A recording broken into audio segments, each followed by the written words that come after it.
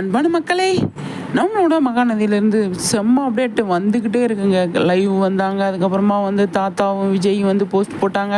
அப்புறமா பசுபதி, நிவின், ராகினி இவங்கெல்லாம் போஸ்ட் போட்டாங்க. நைட் ஷூட் பயங்கரமாக போயிட்டுருக்கு போல்.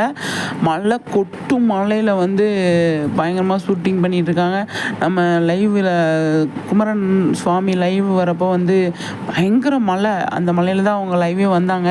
இப்போ எனக்கு பெரிய டவுட்டுங்க, எல்லாருமே ஒரே இடத்துல அசம்பிள் ஆகியிருக்காங்க. ஆனால் லொக்கேஷன் வேறையாக இருக்குது, புது இடமா இருக்குது. என்ன ஏது அப்படின்றது ஒன்றும் தெரியல. ஆனால் இது நம்ம பார்த்து பழகின இடம் கிடையாது. இப்போ காவேரி தங்கியிருக்காங்களே அந்த வீடும் கிடையாது.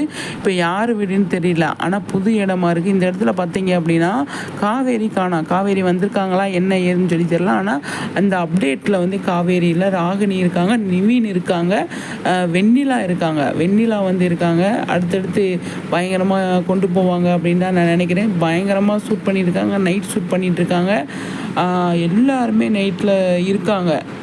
ஆர்டிஸ்ட்டுமே இருக்காங்க. என்ன ஏதுன்னு சொல்லி நம்ம வெயிட் பண்ணி தான் பார்க்கணும்.